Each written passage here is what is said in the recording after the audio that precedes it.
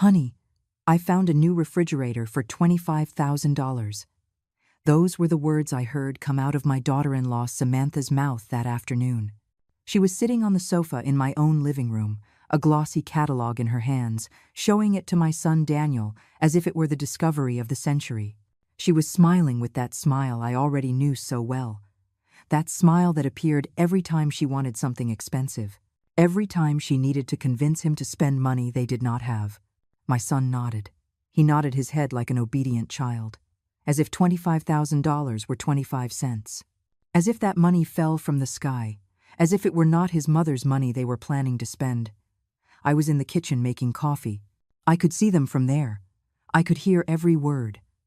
Samantha kept talking, excited, pointing at the photos in the catalog. She talked about smart features, European design, cutting-edge technology. And I just thought about how many hours of work those $25,000 represented. How many tamales sold, how many seams sewn, how many swollen knees from scrubbing other people's floors. Then I saw how Daniel put his hand in my purse that was hanging on the dining room chair. He did it without asking permission, without even looking toward where I was, as if that purse were his, as if everything that was mine belonged to him. But he did not find what he was looking for. Instead of my card, he pulled out some folded documents. He opened them slowly, and in that moment, I saw his face change. He turned pale, white as wax. His hands began to tremble slightly. He looked at Samantha with wide eyes and said in a broken voice, "Honey, it says here the apartment is still in my mom's name." The silence that followed was heavy. Samantha stopped smiling. She snatched the papers from his hands and read them quickly. Her expression changed too. From excitement, it turned to confusion. And from confusion, it turned to something I knew very well: disappointment, frustration, anger. I continued making the coffee as if nothing had happened, as if I had not heard, as if I had not seen. But inside, something had broken. Something that had been cracking for years finally split in two. That night, I woke up at 3 a.m. It was not from a nightmare. It was because I heard voices coming from the living room, voices that were whispering, voices that spoke of me as if I did not exist. I lay still in my bed. I did not turn on the light. I did not make a sound. I just listened. I heard every word that came out of my son's and my daughter-in-law's mouths, every plan they were hatching, every lie they were constructing. Samantha was talking fast. She said I had a lot of money saved up, that she had seen it on my bank statements, that it was money I did not use, that it was just sitting there for no purpose, that they needed it more than I did, that they had debts, that they had plans, that they had a life ahead of them. Daniel listened to her in silence. I waited for him to say something, to stop her, to say that it was wrong, that I was his mother, that this money was mine, that I had earned it with my own effort. But he did not say any of that. He said yes. He said it was true. He said that I had too much money for a woman my age, that I did not need it anymore, that I did not have any big expenses, that it was better if they managed it, that it was for my own good. For my own good. Those 3 words hurt me more than anything else, because they revealed something I did not want to accept, that my son no longer saw me as his mother. He saw me as an obstacle, as someone who was in the way of his plans, as someone to be taken advantage of before it was too late. Samantha kept talking. She said they would try again tomorrow, that they would look for my card, that they would go to the bank, that they would take out what they needed, that afterward they would convince me it had been my idea, that I was old and forgetful, that I would not even notice. I heard footsteps. They were moving away toward their room, and I stayed there, alone in the darkness, with my heart racing and my mind more awake than ever. I thought about everything, about every sacrifice, about every sleepless night, about every plate of food I did not taste so my son could eat, about every dollar I saved by denying myself so he could have what he needed, about every dream I let go of so he could chase his. And now, he was here, in my own house, planning to steal from me, planning to deceive me, planning to treat me as if I were a fool who would not realize a thing. But something happened in that moment, something I myself did not expect. I did not feel like crying. I did not feel like screaming. I did not feel like confronting them. I felt something else. I felt clarity. I felt determination. I felt something I had not felt in a long time. I felt that the time had come to stop being the mother who gives everything and receives nothing. The time had come to be Esther Ramirez, the woman who raised a home alone, the woman who survived poverty, the woman who never gave up against anything or anyone. And if my own son thought he could deceive me, he was about to receive the most important lesson of his life. I closed my eyes and smiled in the darkness, because I knew something they did not know, that a 64-year-old woman is not weak. She is wise. And that wisdom can be more powerful than any plan. Tomorrow would be another day. A day in which I was not going to be the victim of this story. I was going to be the one who wrote the ending. And that ending was not going to be the one they expected. The days before that night had been strange. Now that I thought about it with clarity, everything made sense. Every gesture, every word, every forced smile. It had all been part of a plan I did not want to see. Because when you love someone, especially when it is your son, you prefer to believe the best. You prefer to ignore the signs. You prefer to think you are imagining things. But I was not imagining anything. It all began 3 months ago, when Daniel and Samantha moved in with me. They said it was temporary, that they were going through financial difficulties, that they needed to save up to buy their own house, that it would only be for a few months. I opened my doors to them without a second thought. He was my son, he was my blood, and a mother always has room for her son. At first, everything seemed normal. Samantha helped me with the cooking. Daniel fixed things around the house that I could not fix alone. We had dinner together. We watched television together. I felt accompanied after so many years of loneliness. After my husband died, this house had become too quiet, too empty. Having them here made me feel alive again. But little by little, things started to change. The questions began. Questions that seemed innocent at first, casual, but that over time became more and more specific, more and more insistent. Samantha was the first. One day we were drinking coffee in the kitchen and she asked me if I had savings. I told her yes, that I had worked all my life and had managed to save something. She smiled and told me that was good, that it was important to have security at my age, that many older women did not have that luck. Then she asked me where I kept that money. I told her in the bank. She nodded and asked me if I had it all in one account or if I had divided it. I told her I had a savings account where I kept most of it. She smiled again and told me that was very smart of me, that I was a cautious woman. At that moment, I did not think anything bad. I thought she was just making conversation, that she was just curious. But now, remembering that conversation, I realized it had been the first step, the first stone on a path that would lead me directly to that early morning when I heard them planning to rob me. Days later, Daniel also started with the questions. He asked me approximately how much money I had. I told him it was none of his business. He laughed and told me he just wanted to know if I was okay, if I had enough to live comfortably, if I needed help with anything. I told him I was perfectly fine, that I had worked hard all my life precisely so I would not have to depend on anyone in my old age. He fell silent, but I saw something in his eyes, something I did not like, a shadow, an uneasiness, something that should not be there when a son looks at his mother. The weeks passed and their behavior became stranger. Samantha started to be overly friendly, overly attentive. She would bring me tea without me asking. She would ask me how I had slept. She would tell me I looked tired, that I should rest more, that she would take care of everything in the house. At first I liked it. I thought she was finally learning to care about me, that she was finally valuing everything I had done for them. But then I started to notice something, that her kindness always came with questions. Questions about my health, about my memory, about whether I forgot things, about whether I felt confused sometimes.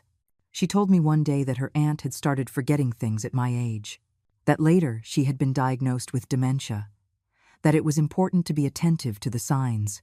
I told her my memory was perfect, that I did not forget anything, that I knew exactly where everything was and how much money I had in the bank. She smiled. But that smile did not reach her eyes. Daniel also changed the way he spoke to me. He began to treat me as if I were fragile, as if I were simple. He would explain simple things to me as if I could not understand them. He would speak to me slowly. He would repeat things twice. And when I told him I had understood perfectly the first time, he would laugh and say he just wanted to make sure. One day, I heard them talking in their room. I was passing by the hallway and the door was ajar. Samantha was telling Daniel that I had a lot of money saved up and was not using it for anything, that this money could be helping them, that I was already old and did not need so much, that when I died, that money was going to be Daniel's anyway, so why not use it now when they needed it? Daniel did not say no. He did not stop her. He did not defend his mother. He just said they had to think it through, that they could not just take my money, that I would notice. Samantha laughed and told him I would not notice anything if they did it right, that they just had to be smart, that they just had to wait for the right moment. I moved away from that door with a heavy heart, but I still did not want to believe it. I still wanted to think I had misheard, that they were talking about something else, that my son would never be capable of something like that. But the signs kept appearing. One afternoon I found Samantha going through my papers in my bedroom. When I asked her what she was doing, she startled and told me she was looking for a recipe I had promised her. I told her my recipes were in the kitchen, not in my room. She laughed nervously and left quickly. Another night, Daniel asked me if I had made a will. I asked him why he wanted to know. He told me it was just curiosity, that he wanted to know if I had everything in order. I told him my affairs were perfectly in order and that it was not something we needed to talk about right now. He insisted. He told me it was important, that I should share that information with him, that he was my only son and had a right to know. A right to know. Those words sounded like an alarm, because he was not asking out of love. He was asking out of interest. He was not worried about my well-being. He was worried about my inheritance. The days kept passing, and I felt more and more uncomfortable in my own home. I felt like I was being watched, that they were waiting for something, that they were planning something, but I still did not know exactly what, until that afternoon of the refrigerator, that afternoon when Samantha pulled out that ridiculous catalog and talked about $25,000 as if it were nothing.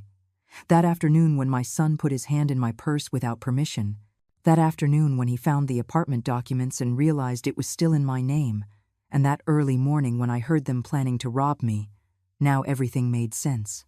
Every question, every gesture, every fake smile.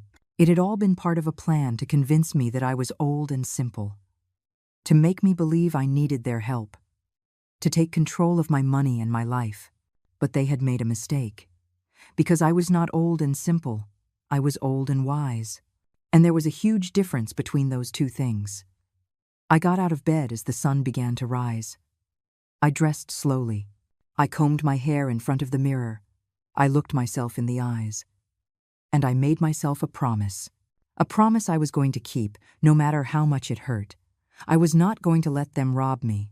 I was not going to let them treat me like a fool. I was not going to let my own son disrespect me in that way. Because at this age, you learn something fundamental. That silence is not weakness. That calm is not ignorance.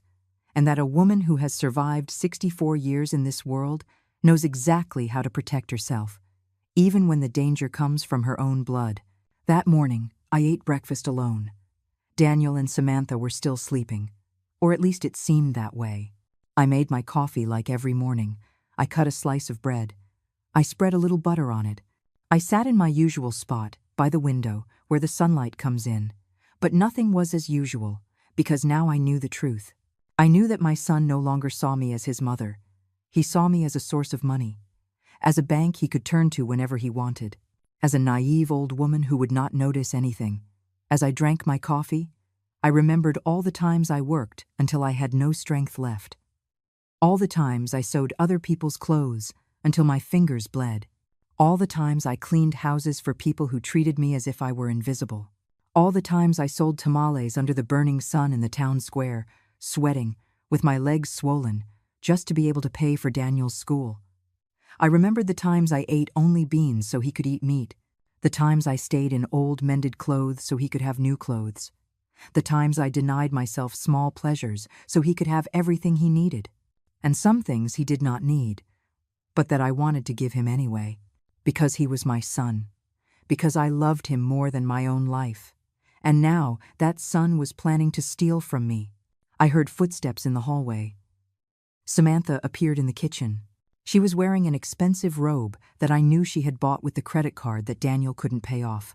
She greeted me with a smile that now seemed fake to me, artificial, calculated. "Good morning. You are up early today," I replied kindly, because I also knew how to pretend. I also knew how to smile when inside I felt something else. I asked her if she had slept well. She said yes. She poured herself coffee. She sat down across from me, and she began to talk. She talked about the refrigerator again. She said she had been thinking about it all night, that it really was a good investment, that a refrigerator of that quality would last many years, that it would be worth spending the money now so as not to have to buy another one later. That besides, she knew I had enough money saved and that it would not be a problem for me. I watched her as she spoke. I looked at her intently, and I realized something. Samantha did not just want my money. Samantha hated me. I could see it in her eyes, in the way she gripped the coffee mug, in the tension of her jaw. She hated me because I was Daniel's mother, because I had been there first, because my son loved me, or at least had loved me once, and she could not stand it. I told her that $25,000 was a lot of money, that I was not sure it was necessary to spend so much on a refrigerator, that the one we had worked perfectly fine. She stopped smiling. Her expression changed. She became serious, almost annoyed. "You just do not understand. Things have changed. Technology has advanced. That old refrigerator uses a lot of electricity. In the long run, it's costing you more money. A new refrigerator would be more efficient. It would save you money on the electric bill." I knew she was lying. I knew she did not care about the electric bill. I knew the only thing she cared about was my money. But I said nothing. I just nodded. I just drank my coffee. I just kept listening. Daniel appeared a few minutes later. He looked tired. He had dark circles under his eyes. He sat down next to Samantha, and she immediately began talking to him about the refrigerator again. He looked at me. He looked at me with those eyes I had known since he was a child. Those eyes that now seemed different to me. Harder, colder, more distant. "Mom, Samantha is right. We should buy that refrigerator. I know it's expensive, but you have the money, and we live here too. It would be an investment for all of us. An investment for all of us." How easy it was for him to talk about my money as if it belonged to everyone, as if I had not earned it alone, as if he had put even $1 of that money in, as if he had any right to what I had built with my own effort. I told him I would think about it, that I needed to check my accounts, that I needed to see if I could really spend that amount. Samantha sighed impatiently. Daniel pressed his lips together, but they did not say anything else. They got up from the table and went to their room. I stayed there sitting, finishing my coffee, looking out the window. Outside, the day was beautiful. The sky was clear. The birds were singing. Life went on as always. But inside this house, something had broken. Something that would never be the same again. The following days were unbearable. Samantha did not stop insisting on the refrigerator. Every morning, every afternoon, every night. She always found a way to bring up the subject, to remind me that I had the money, to make me feel as if I were selfish for not wanting to spend it on something they wanted. Daniel also began to pressure me.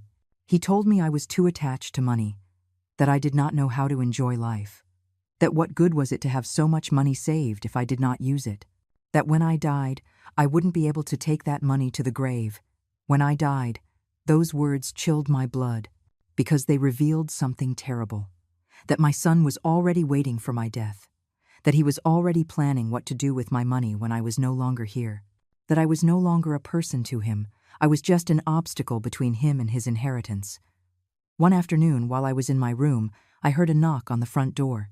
I went out and saw it was a salesman, a young man in a uniform from some appliance store. He had brochures. He had catalogs. And Samantha had called him. The man came into the living room and began to show me refrigerators. Extremely expensive models. With digital screens. With water dispensers. With special compartments for wine. Things I had never needed in my life. Things that nobody really needs. Samantha was by my side, pointing at the photos, saying how wonderful they were. Daniel was on the other side, nodding at everything she said. And I was in the middle, feeling cornered.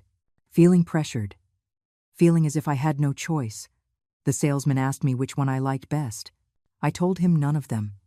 That I was not interested in buying a new refrigerator. Samantha turned red. Daniel clenched his fists. The salesman looked uncomfortable and left quickly. When the door closed, Samantha exploded. She told me I was a cheapskate, that I did not know how to live, that I had the money but did not want to use it, that I was selfish, that I only thought of myself, that I did not care about them, that I did not care about family. Daniel did not stop her. He did not defend me. He just stood there, looking at me with resentment, as if I were the villain of the story, as if I were the one doing something wrong.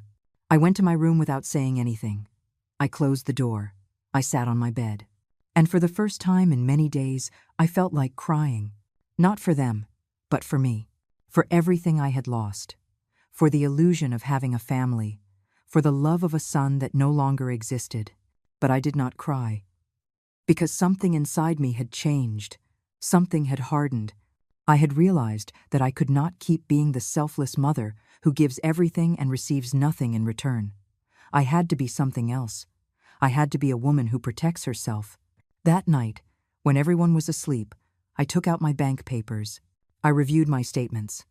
I counted how much money I had. And I made a decision. A decision that would change everything. I was not going to give them a single dollar. I was not going to let them rob me. I was not going to let them manipulate me. I was going to protect what was mine. And if that meant losing my son, then so be it. Because I had already lost him anyway. The son I knew no longer existed. What was left was a man I did not recognize. A man who had chosen money over his own mother. And if I had learned anything in 64 years of life, it was this. That true love does not ask. It does not demand. It does not manipulate. And that when someone treats you like that, no matter who they are, you have to know how to say no, even if that someone is your own son. The next morning, I woke up with a clarity I had not had in weeks. I knew exactly what I had to do. I was not going to confront them. I was not going to yell at them. I was not going to cry in front of them. I was going to act in silence. I was going to protect what was mine in the only intelligent way. Without drama, without scandals, just with strategy. I dressed with care. I chose my most formal clothes. A simple but elegant dress. I combed my hair. I put on the earrings my husband gave me for our 20th wedding anniversary. I looked in the mirror and saw the woman I truly was. I was not a victim. I was a survivor. And survivors know how to take care of themselves. I left my room and went straight to the kitchen. Daniel and Samantha were still sleeping. Perfect. I did not want explanations. I did not want questions. I made a quick coffee. I grabbed my purse. I checked that I had my identification and my documents, and I left the house without making a sound. The bank opened at 9 o'clock. I arrived 10 minutes early. I sat on the bench outside to wait. The morning sun was warm. The street was calm. Everything seemed normal. But I knew that nothing would be normal again after this day. When the doors opened, I was the first one in. I went directly to the customer service desk. A young woman greeted me with a smile. I told her I needed to speak with an account executive, that it was urgent. She asked me to wait a moment. 5 minutes later, a man about 40 years old called me into his office. He introduced himself as Mr. Wallace. He offered me a seat. He offered me water. He asked me how he could help me, and I told him the truth. The whole truth. I told him my son and daughter-in-law were planning to steal from me, that they had tried to take my card without my permission, that they were pressuring me to spend my money on unnecessary things, that I feared they would try to access my account in some way, that I needed to protect myself. Mr. Wallace listened to me attentively. He did not judge me. He did not make me feel like I was exaggerating. He just took notes. He nodded, and he told me he understood perfectly. That, unfortunately, he had seen similar cases many times. That I had done the right thing by coming in. He explained the options I had. I could change all my access codes. I could cancel my current card and request a new one. I could add security alerts to my account to notify me of any movement. I could even open a new account at another bank and transfer most of my money there. I told him I wanted to do all of that. Everything necessary to protect myself. He smiled with understanding and began the process. First, we changed all my passwords, my card's PIN, the security questions, everything. Then we canceled my old card and requested a new one that would arrive at the branch in 3 days. Not at my house. We activated text message alerts for any transaction over $100. And we set up the account so that any withdrawal over $1,000 would require my physical presence at the bank with identification. But that was not enough for me. I asked Mr. Wallace if we could do something else. Something that would truly ensure that no one could touch my money without my authorization. He thought for a moment and then suggested something that seemed perfect. We could create a secondary account with only $1,000, a decoy account. If someone managed to access my information, they would only see that account.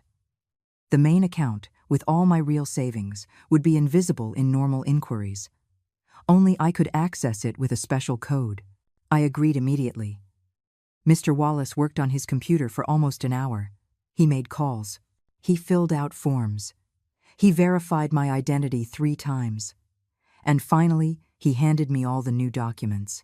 He explained that my money was now safer than ever, that even if someone stole my card, they could not do anything with it because the PIN was new, that even if someone managed to get into my account online, they would only see the $1,000 in the decoy account, that my real savings were protected in an account that no one would know existed. I thanked him. I shook his hand, and I walked out of that bank feeling stronger than I had felt in months. I had taken control. I had acted intelligently. I had protected what was mine without needing to scream or fight. I walked down the street back home. I stopped at a bakery and bought some pastries. I stopped at the market and bought fresh flowers. I acted as if nothing had happened, as if I had gone out to run normal errands, because I did not want them to suspect anything. Not yet.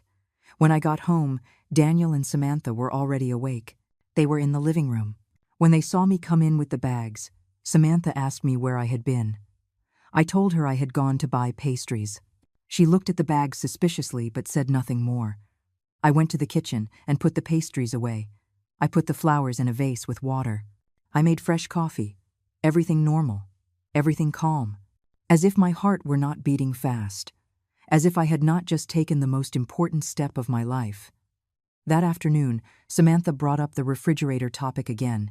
But this time her tone was different, more urgent, more desperate. She told me the salesman had called. That there was a special offer, that if we bought it this week, they would give us a 10% discount. That there were only 2 units left available. That we had to decide now. I looked her in the eyes, and for the first time in a long time, I did not feel guilt. I did not feel the need to please her. I just felt a deep calm. An absolute certainty that I was doing the right thing. I told her no. That I was not going to buy that refrigerator. That the one we had worked fine. That I did not see the need to spend that amount of money. That my decision was final. Samantha turned pale. Daniel, who was next to her, clenched his jaw. I felt the tension in the air, but I did not move. I did not change my expression. I just looked at them calmly and waited to see what they would do. Samantha stood up abruptly from the sofa. She muttered something under her breath and went to her room, stomping her feet. Daniel stayed there, looking at me with an expression I could not decipher. There was surprise. There was anger. There was something else. Something that looked like fear. Mom, we need to talk.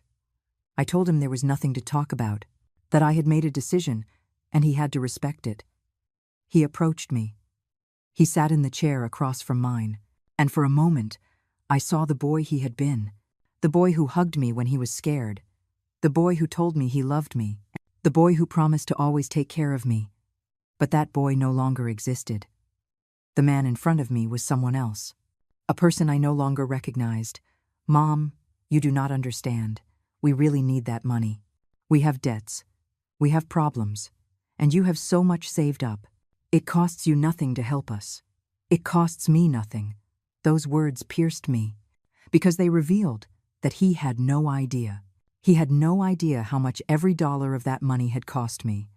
He had no idea how many years I had worked, how many nights I had cried from exhaustion, how many times I had sacrificed my own dreams for his. I told him that money was mine, that I had earned it, that I had decided to save it for my old age, to have security, to not depend on anyone, and that I was not going to spend it on unnecessary things just because he and his wife did not know how to manage their own money. He stood up.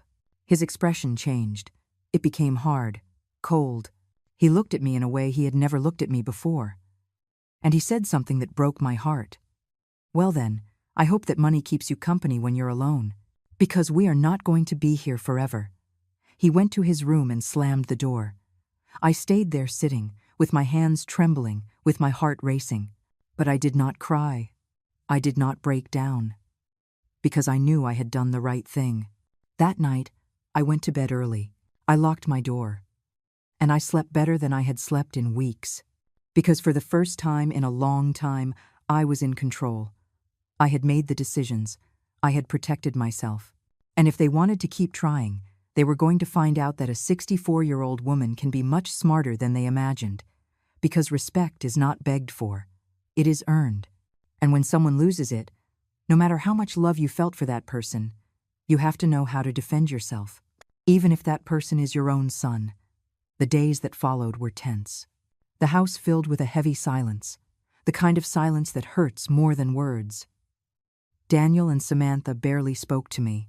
When I entered a room, they would leave. When I prepared food, they ate in their room. It was like living with ghosts. Ghosts full of resentment. But I was not going to give in.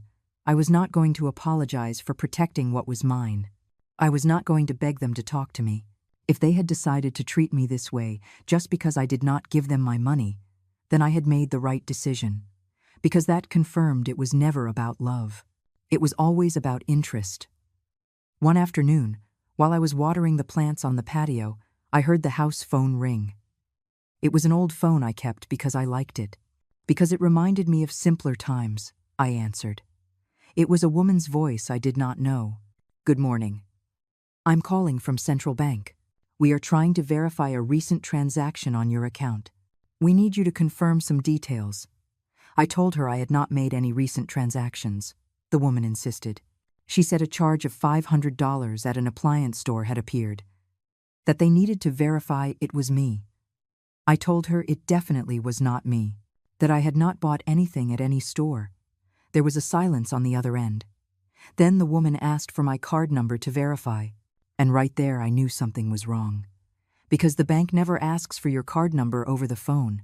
I told her I was not going to give her that information. That if there was a problem, I would go to the bank personally.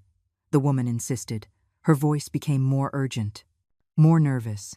She said it was important. That someone might be stealing from me. That I needed to act fast. But I had already understood. This was not a call from the bank. It was an attempted theft, and I suspected who was behind it. I hung up the phone without saying another word. I stood there, my heart racing. I walked toward Daniel and Samantha's room.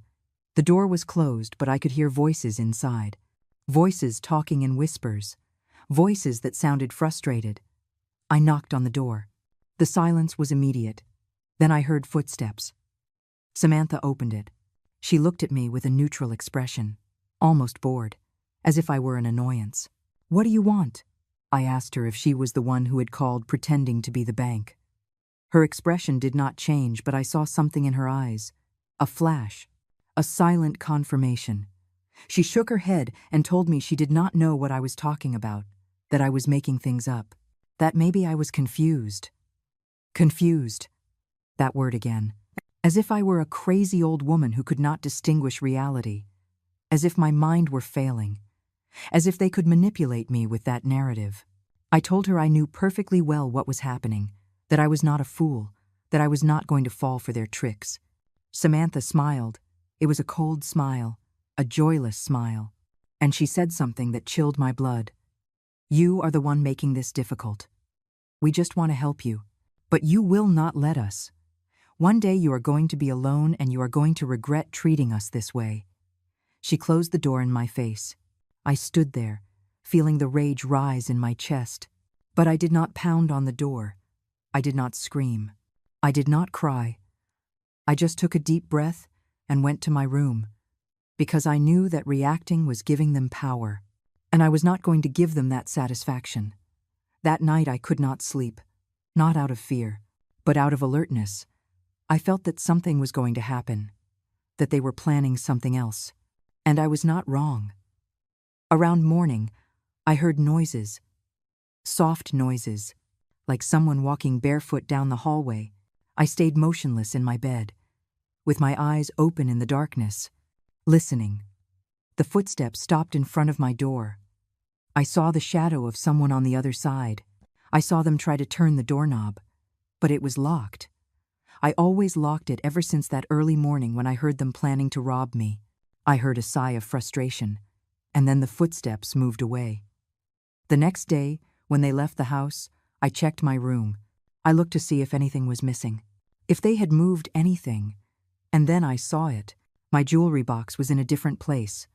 Someone had touched it. Someone had looked through it. I opened it and counted the few pieces of jewelry I had. They were all there, but I knew they were not looking for jewelry. They were looking for papers. They were looking for information. They were looking for a way to access my money. I gathered all my important documents. The new bank statements Mr. Wallace had given me, the apartment papers, my will, my backup identification, everything. I put it all in a cloth bag and left the house. I walked 3 blocks to my friend Carol's house. Carol and I had known each other for over 30 years. We had raised our children together. We had shared sorrows and joys. She knew all about my situation. I had told her everything from the beginning, and she was the only person I trusted completely. When she opened the door and saw me with the bag in my hands, she knew immediately what was happening. She let me in. She made me tea. She sat me down in her living room, and she listened without interrupting as I told her everything.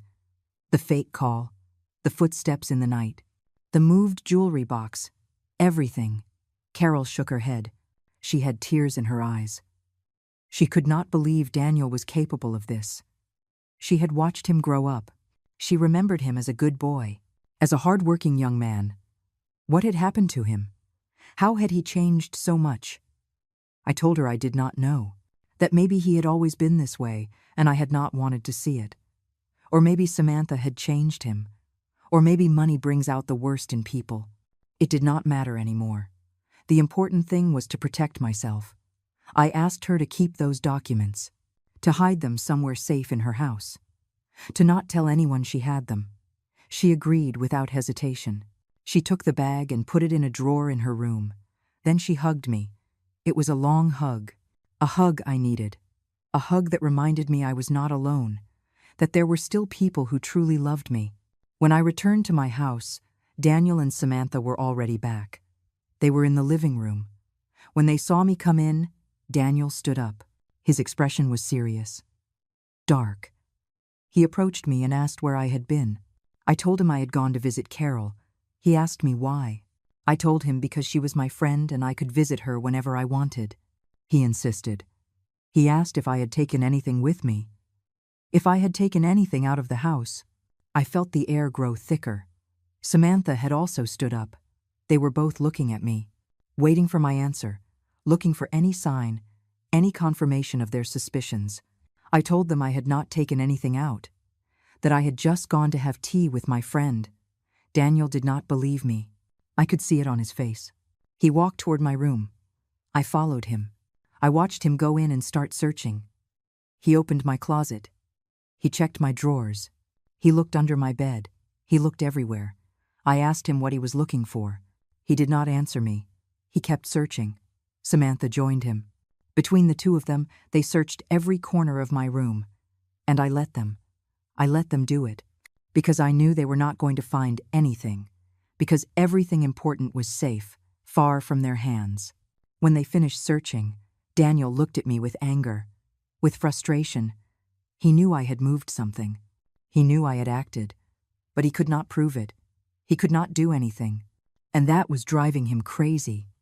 "Where are the apartment papers, Mom?" I told him they were put away in a safe place, that they were none of his business, that this apartment was mine and would remain mine, that I was not going to hand anything over to him, that if he wanted something, he would have to earn it for himself. Like I had. He moved closer to me. He stood face to face with me, and for a moment, I thought he was going to yell at me, that he was going to lose control. But he did not. He just looked at me with a coldness that broke my soul and said something I will never forget. "You are going to regret this, Mom. You are going to end up alone, and when you need help, I will not be there." I told him I preferred to be alone than to be surrounded by people who only wanted me for my money, that if that was his decision, he could leave whenever he wanted, that the door was open. He left my room in a fury. Samantha followed him. I heard them arguing in their room. I heard doors slamming. I heard harsh words. I heard how the plan they had built so carefully was crumbling before them. And I sat on my bed, my hands still shaking, but with my head held high, because I had won this battle. I had protected what was mine. I had shown that I was not a weak old woman they could easily deceive. But I knew this was not over. I knew they were not going to give up so easily. I knew they were going to try something else, something more desperate, something more dangerous. And I had to be ready. I had to be alert. Because the war was just beginning. The days dragged on like open wounds. Daniel and Samantha no longer tried to hide their hostility. They looked at me with contempt. They spoke about me as if I were not present, as if I were just another piece of furniture in the house, a burden they had to endure until they found a way to get rid of me. But I remained firm. I remained alert. I continued to protect what was mine. One morning, while making coffee, I heard Samantha talking on the phone in the living room. She was speaking in a low voice, but I could hear some words. She was talking to someone about me. She was saying that I was becoming difficult, that I was no longer reasonable, that maybe I was losing my mind, that they needed to act soon before it was too late. Act soon. Those words put me on high alert. What were they planning now? How far were they willing to go? That afternoon, I decided to leave the house. I needed fresh air. I needed to think clearly, away from those hate-filled stares. I walked to the neighborhood park. I sat on a bench under the shade of a tree. I watched the pigeons. I watched the children play. I watched life pass by in front of me. A simple life. A life I had worked so hard to have and that they were now trying to take from me. When I returned home, something was wrong. I felt it as soon as I walked through the door. The atmosphere was different, more tense, more charged. Daniel was in the living room with another man, a man I did not know. He was wearing a suit. He was carrying a briefcase.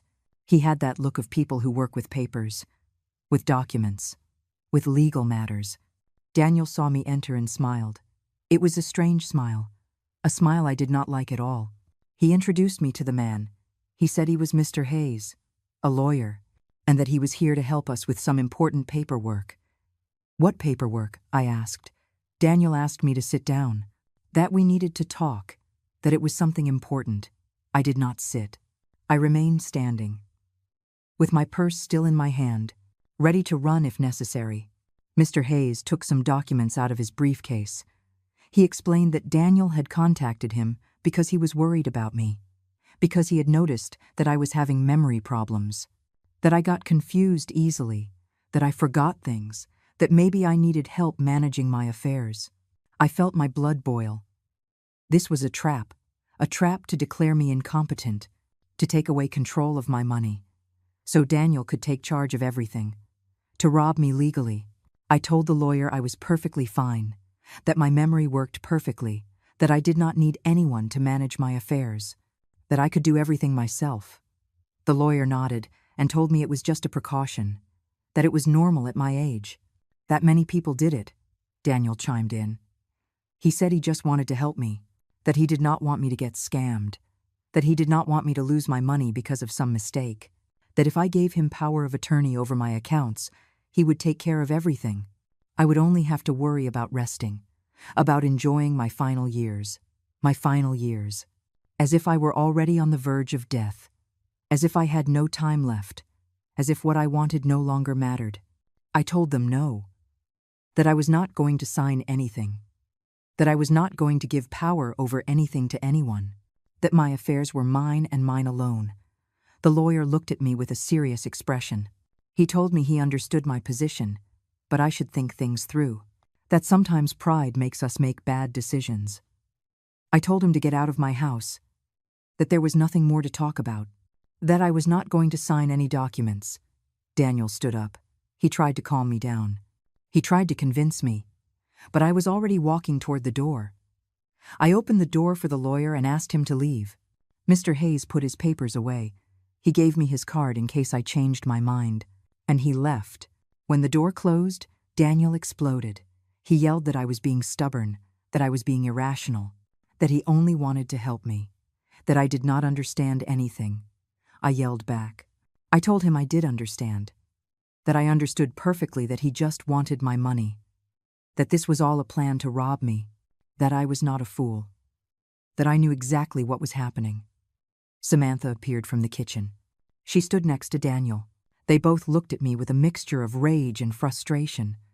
And then Samantha said something that confirmed all my suspicions. You cannot take care of yourself. You are old. You need help. And we are your family. We have a right to know what you have. We have a right to protect you. A right, that word again. As if shared blood gave them a right over my life, over my money, over my decisions. I told them they had no right over anything of mine, that I was the owner of my life, that as long as I was conscious and sane, no one was going to decide for me. I went to my room and locked the door. I heard them arguing outside. I heard Daniel hit the wall in frustration. I heard Samantha say they had to do something now, that they could not wait any longer, that every day that passed, I was becoming harder to control. That night, I did not sleep. I stayed awake, sitting on my bed, listening to every noise in the house, waiting, alert, because I knew something was going to happen. I could feel it in the air, in the heavy silence, in the tension that filled every corner. And I was not wrong. Around 2 a.m, I heard voices again. The same whispering voices I had heard that first night. The voices that had started it all. I got out of bed slowly. I walked to the door. I pressed my ear to the wood. It was Samantha. She was talking on the phone with someone. She was talking fast, nervous, desperate. She was saying things were not going out as planned, that I was smarter than they thought, that I had moved the money, that I had hidden the papers, that they needed help. The other person on the phone must have been giving her instructions, because Samantha just listened and nodded. Then she said something that chilled my blood. Yes, I understand. We will go to the bank tomorrow. We will try with the old account. If she changed everything, we will find another way. But it has to work. We cannot keep waiting. There was a pause. Then I heard Daniel's voice. He was with her, speaking in whispers. He said maybe they should try to get a copy of my ID, that with that and my date of birth, maybe they could answer the bank's security questions, that it was worth a try. Samantha agreed. She said they would check my things again, that they would look for any information they could use, that this time they would not fail. And then she said something else, something that made me understand the danger was more real than I had imagined. And if none of that works, we'll have to convince a judge that she's not well. Mr. Hayes said that with our testimonies and a medical exam, we could get a conservatorship, and then everything will be ours. Conservatorship. They wanted to have me declared legally incompetent. They wanted to take away all my rights. They wanted to turn me into a prisoner in my own life, and then take everything, my money, my house, my dignity, everything. I moved away from the door. I went back to my bed. I sat in the darkness. And for the first time in all this, I felt fear, real fear, because I realized this was no longer just about money. It was about my freedom. It was about my life. But along with the fear came something else. Rage came. Determination came. The absolute certainty that I was not going to let this happen. I was not going to let them take what I had built. I was not going to let them lock me up like a crazy person just because they wanted my money. Because I was Esther Ramirez. And I had survived worse things than this. I had survived poverty. I had survived raising a son alone. I had survived the death of my husband. I had survived 64 years in this cruel world, and I was not going to let my own son destroy me. When the sun began to rise, I already knew what I had to do. I already had a plan that would put an end to all of this once and for all. A plan that would show them they had underestimated the wrong person, because they thought I was an easy victim, an old, scared, and lonely woman. But they were about to discover that this old woman had more strength than they ever imagined, and that when a woman decides to defend herself, no trap will work, no lie will stop her, no betrayal will destroy her. There is only justice. A silent but relentless justice. A justice that would come sooner than they expected. That morning, I woke up with a calm I had not expected. It was not the calm of resignation. It was the calm of someone who knows exactly what she is going to do, of someone who has made a decision and no longer has doubts. I dressed slowly. I combed my hair in front of the mirror. I looked myself in the eyes and saw the woman I truly was. A woman who was not going to give up. A woman who was going to fight until the end. I left my room and went straight to the kitchen. Daniel and Samantha were already there. They were eating breakfast in silence. When they saw me enter, they exchanged a look loaded with intention. I knew what they were going to do. I knew today was the day they would try to execute their plan. I made them coffee. I acted normally, as if nothing had happened, as if I had not heard them the night before, planning to destroy my life. Samantha wished me good morning with a fake smile. Daniel barely looked at me. He had that tense expression of someone who is about to do something he knows is wrong. We ate breakfast in silence. I ate my bread calmly. I drank my coffee slowly. I enjoyed every sip, because I knew that when this day ended, nothing would be the same again. Because I knew this was the last time we would sit together as a family, although we were not a family anymore. That had broken a long time ago. When I finished breakfast, I stood up and washed my mug. Daniel stood up too. He told me that he and Samantha had to go out, that they had some errands to run, that they would be back in a few hours. I just nodded. I did not ask anything. I did not say anything. I just watched them leave. But I knew where they were going. They were going to the bank. They were going to try to take my money. They were going to try to access my account with whatever information they had managed to get. They were going to try to convince someone that they had a right to my money. I waited 10 minutes after they left. Then I picked up my phone and called the bank. I asked to speak to Mr. Wallace. They said they would transfer me. When I heard his voice, I breathed a sigh of relief.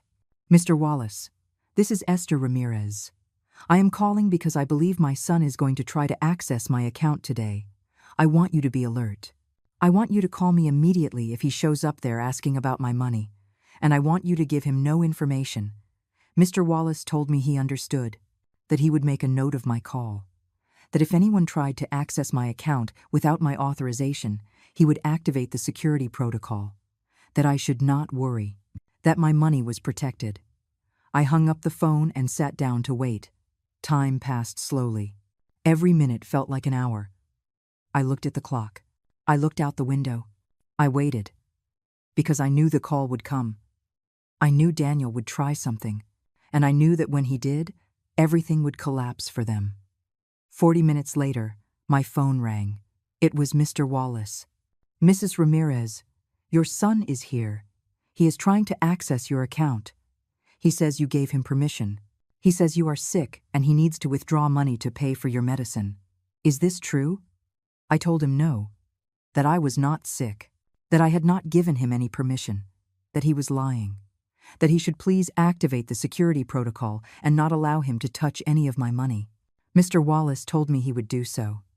He told me Daniel was being very insistent, that he was becoming aggressive, that he was going to have to call security if he did not calm down.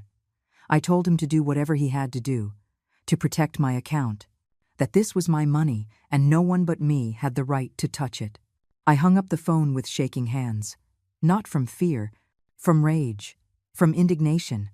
My own son was at the bank right now trying to rob me, lying about me, saying I was sick, using my supposed illness as an excuse to take everything from me.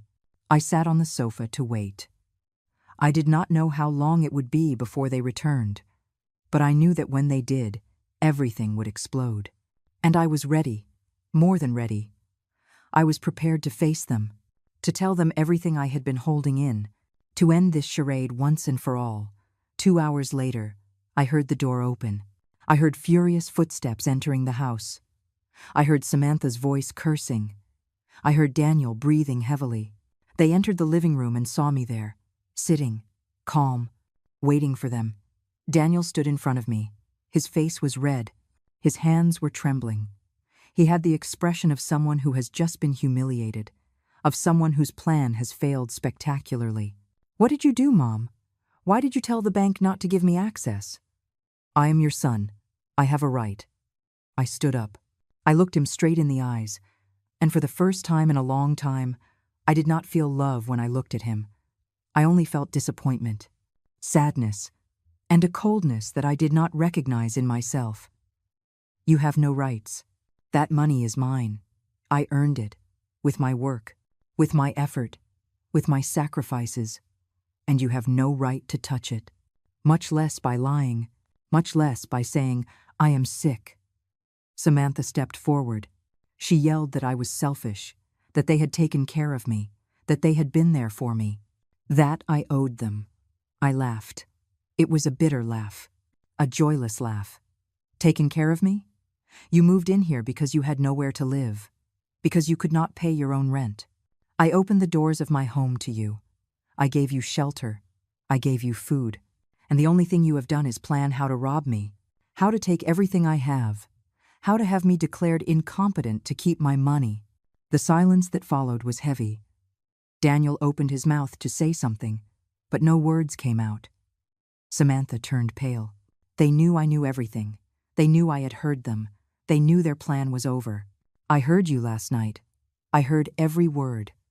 I heard how you planned to go to the bank, how you planned to get my ID, how you planned to have me declared incompetent. I heard everything, and I took action. I changed all my passwords. I moved my money. I hid my documents. I did everything necessary to protect myself. From you. From my own blood." Daniel took a step toward me. His expression was one of pure rage, of frustration, of someone who has just lost everything. "You do not understand anything. We need that money. We have debts. We have problems. And you have so much saved up, doing nothing with it. What do you want it for? To take it to the grave?" My voice came out cold, colder than I expected. It came out with a frightening calm. "I want it to live, to have security, to not depend on anyone, and especially not to depend on a son who only sees me as a source of money, a son who is willing to declare me crazy to rob me, a son who has betrayed me in the worst way possible." I walked to the front door. I opened it wide. I turned to them and said the words I had been holding back for weeks, the words I had to say, the words that would change everything. "I want you to leave. I want you to get out of my house. Now, both of you, and I do not want to ever see you again." Samantha screamed that I could not do that they lived here, that they had rights. I told her this house was in my name, that I was the owner, that I decided who lived here and who did not, and that they were no longer welcome. Daniel looked at me with an expression I will never forget, a mixture of hatred and pain, of rage and sadness. He opened his mouth to say something, maybe to apologize, maybe to beg, but Samantha grabbed him by the arm and pulled him toward their room. I heard them packing. I heard drawers opening and closing. I heard suitcases being dragged. I heard voices arguing. Samantha was telling Daniel that I would regret this, that one day I would need them, and they would not be there. Daniel said nothing. He just packed in silence. Half an hour later, they came out of the room with their suitcases. They walked past me without looking at me. Daniel stopped at the door. He turned toward me, and for a moment, I saw the boy he had been, the boy who hugged me, the boy who told me he loved me. But that boy no longer existed. "Goodbye." "Mom." I did not answer. I just held the door open. I watched him leave. I watched Samantha leave behind him. I watched them put their suitcases in the car. I watched them drive away down the street. And when I could no longer see them, I closed the door. I stood there, in the silence of my house, in the emptiness they had left. And then, only then, the tears came. I cried. I cried for the son I had lost. I cried for the years I had dedicated to raising him. I cried for the love I had given him, and that he had despised. I cried for all that could have been and never would be, but I also cried with relief. Because the war was over. Because I had won. Because I had protected what was mine. Because I had had the courage to do what I had to do. I dried my tears. I took a deep breath, and I walked through my house. My house, empty but mine, silent but in peace. And for the first time in months, I felt free. The first few days after they left were strange. The house felt different, bigger, quieter, but it was not a heavy silence like before. It was a clean silence, a silence that let me breathe, a silence that was mine. I woke up that first morning alone, and for a moment, I forgot what had happened. I expected to hear Daniel's footsteps in the hall. I expected to hear Samantha's voice complaining about something, but I heard nothing. Only the birds singing outside my window.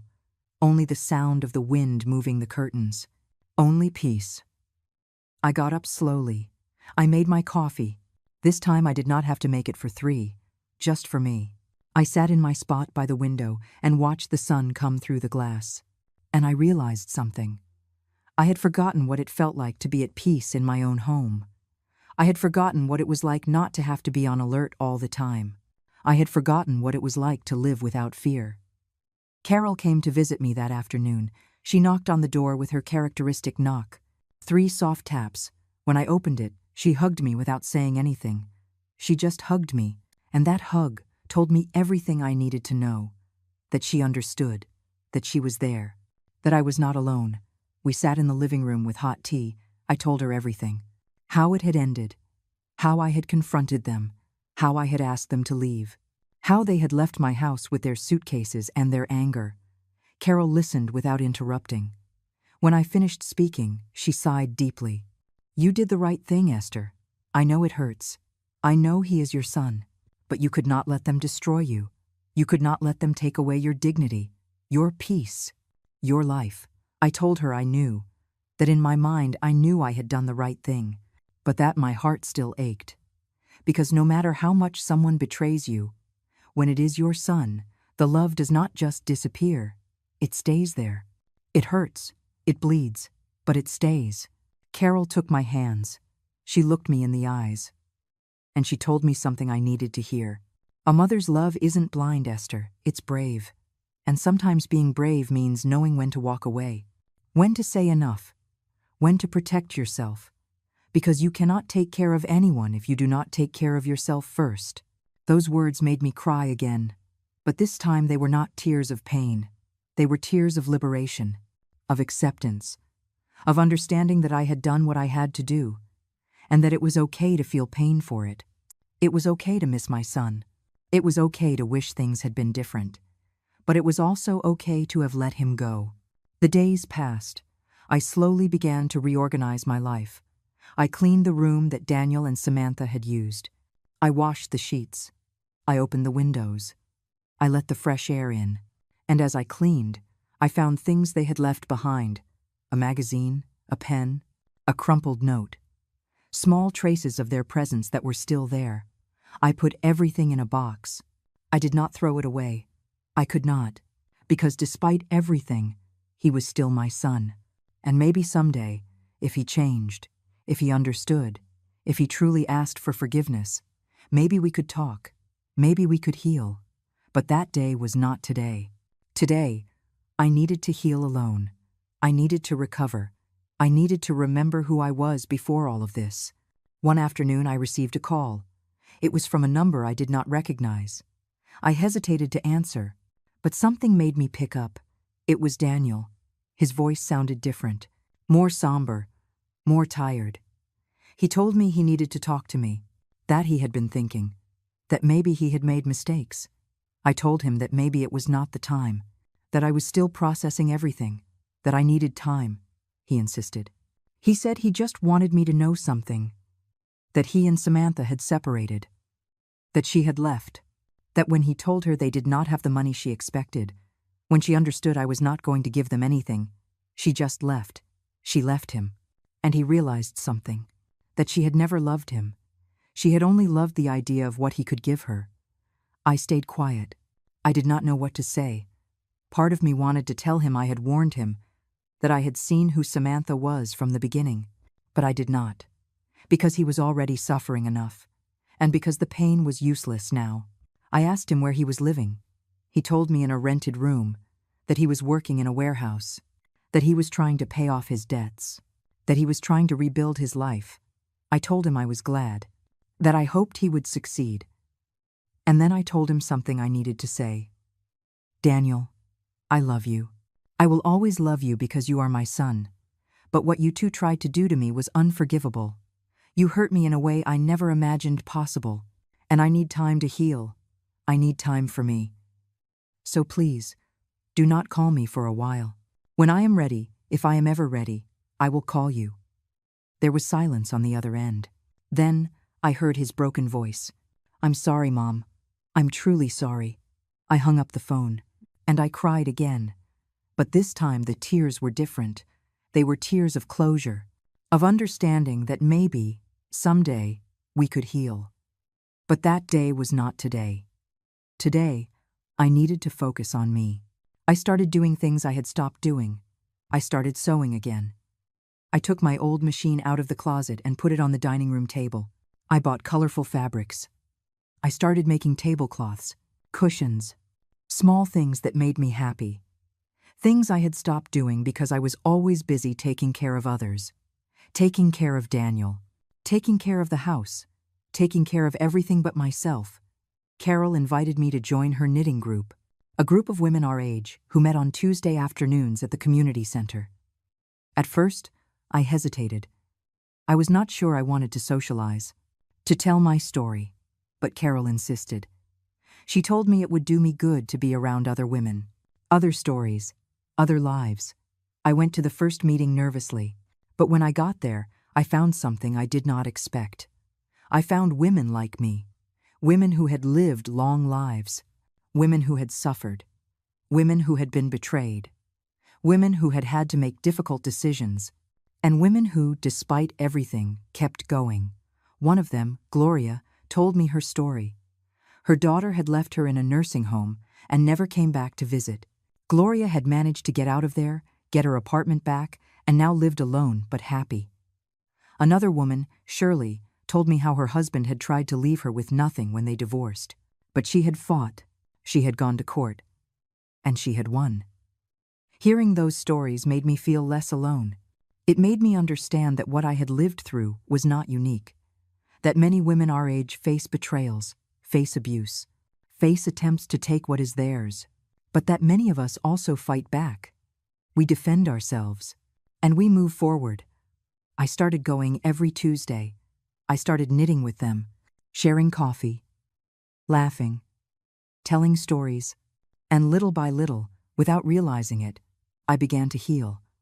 I began to remember who I was, not just Daniel's mother, not just the wife I had been, but Esther, a woman with her own life, with her own dreams, with her own worth. One day, as I was walking back from the community center, I passed a bookstore. There was a sign in the window advertising painting classes for seniors. I stood looking at the sign for a long time. I remembered that when I was young, before I got married, before I had Daniel, I had dreamed of being a painter, but life had taken another path. And that dream had been stored away in some corner of my heart. I went into the bookstore. I asked about the classes. The girl at the counter smiled and gave me all the information. The classes were on Thursday afternoons. The cost was affordable, and I did not need any prior experience, just the desire to learn, just the desire to create. I signed up that same day, and the following Thursday, I went to my first class. There were 10 other people, all seniors, all with stories, all looking for something new, something to make them feel alive. The teacher taught us the basics. how to mix colors, how to hold the brush, how to see the world in a different way. I painted my first piece that afternoon. It was simple: a tree, a sky, a path, nothing special. But when I finished it and saw it there in front of me, I felt something I had not felt in a long time. I felt pride. I felt joy. I felt that I was creating something, that I was doing something just for me, with no obligations, with no expectations, just because I wanted to. I hung that painting in my living room when I got home. I put it where there used to be a family photo of Daniel, Samantha, and me. The photo that was now put away in a drawer, the painting filled that space. And every time I looked at it, it reminded me that I was building a new life. A life that was mine. A life that no one could take from me. The weeks passed and I realized something. I did not think about Daniel all the time anymore. I no longer woke up with that weight in my chest. I no longer felt that constant sadness. It still hurt.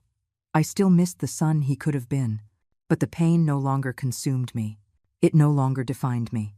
I had chosen peace. I had chosen my dignity. I had chosen to live. 3 months had passed since Daniel and Samantha left my house. 3 months in which my life had changed completely. I no longer lived in fear. I no longer lived on constant alert. I lived in peace. A peace I had built myself. A peace that no one could take from me. It was a Saturday morning. I had gone out early to buy fresh flowers for the house. I liked having flowers in every room. They reminded me that life goes on, that beauty exists, that it is worth getting up every day. As I was walking back with my flowers, I saw him. Daniel was standing on the corner of my street. He looked like he had lost weight. He had dark circles under his eyes. He looked tired, older than he really was. When our eyes met, he shyly raised his hand, as if wanting to wave, as if wanting to get closer. I just kept walking. I did not run. I did not change direction. I just continued on my way.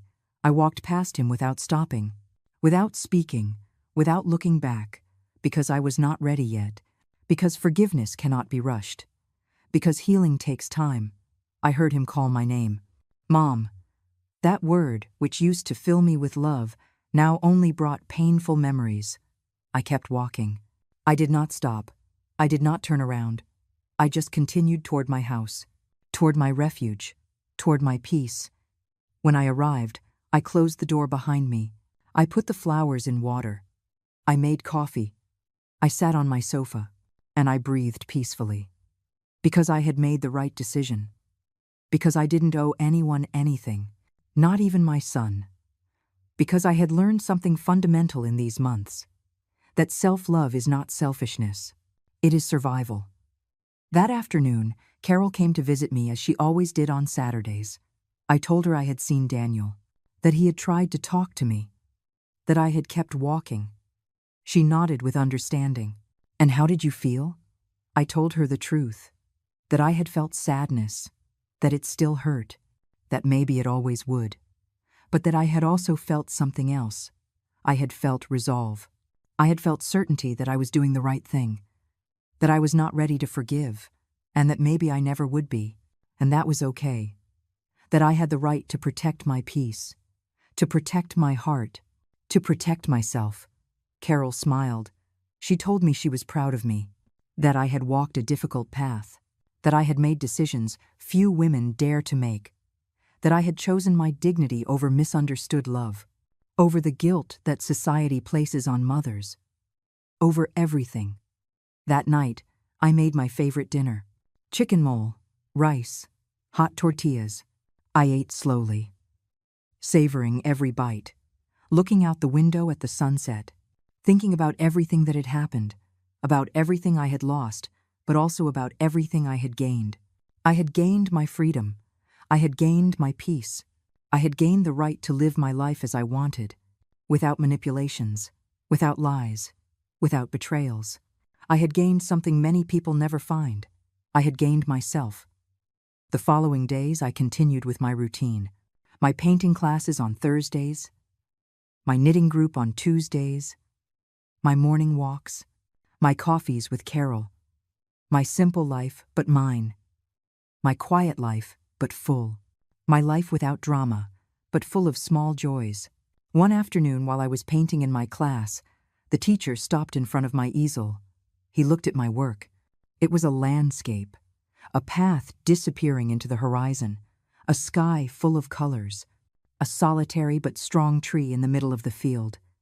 It's beautiful, Esther. There is something in this painting that conveys strength. Solitude. Yes, but also freedom, as if the tree had chosen to be alone, as if that solitude were an act of courage. I smiled, because he had understood, because that was exactly what I had wanted to paint. My own story, my own path, my own freedom. The months continued to pass. The pain grew smaller, more manageable. I still thought about Daniel. I still wondered how he was. I still wished things had been different, but it no longer consumed me. It no longer kept me up at night. It no longer stole my peace. I had learned to live with that scar. Because scars do not disappear. They just become part of you. They remind you where you came from. They remind you what you survived. They remind you that you are stronger than you thought. One morning, while drinking my coffee by the window, I saw a bird building its nest in the tree in the garden. I watched it work for days, carrying twigs, arranging them carefully, building its home with patience, with dedication, with self-love. And I understood that was exactly what I was doing. I was rebuilding my nest. I was creating a new home. Not the home I had before. That one no longer existed, but a new home. A home where I was the priority. Where my peace was the most important thing. Where my happiness did not depend on anyone but myself. I opened my notebook and wrote something I had been feeling but had not been able to put into words. I wrote about forgiveness, about how forgiveness does not mean forgetting. It does not mean going back. It does not mean allowing them to hurt you again. It means letting go. It means releasing the weight. It means choosing your peace over revenge. It means moving forward without resentment, but also without naivety.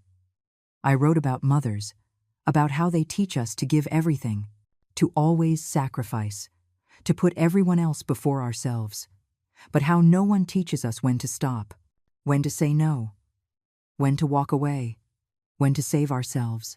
I wrote about old age, about how society wants to make us believe we are useless, that we are no longer valuable, that we are just a burden, but about how old age is actually wisdom. It is strength. It is clarity. It is the moment when you finally understand that your life belongs to you, that it always belonged to you. I closed the notebook and looked out the window. The sun was shining, the birds were singing, life continued, and I was here, alive, free, in peace. My bank account was intact. My apartment was still in my name. My documents were safe. My dignity was restored. And most importantly, my soul was calm. I had paid a high price for this peace. I had lost my son. I had lost the illusion of having a family. I had lost many things, but I had gained something invaluable. I had gained myself. I had recovered myself. I had saved myself. And if I had learned anything in these 64 years of life, it was this: that justice does not always come with judges or police. Sometimes it comes in the form of inner peace. It comes in the form of nights where you can sleep soundly. It comes in the form of mornings where you wake up without fear. It comes in the form of a life that is finally your own. I took the last sip of my coffee. I smiled, looking at the horizon, and I whispered to myself the words that had become my mantra: my truth, my freedom. 3 coins were left in that decoy account, and no guilt was left on my conscience. I closed my eyes. I took a deep breath, and I gave thanks. I gave thanks for the strength I found when I needed it most.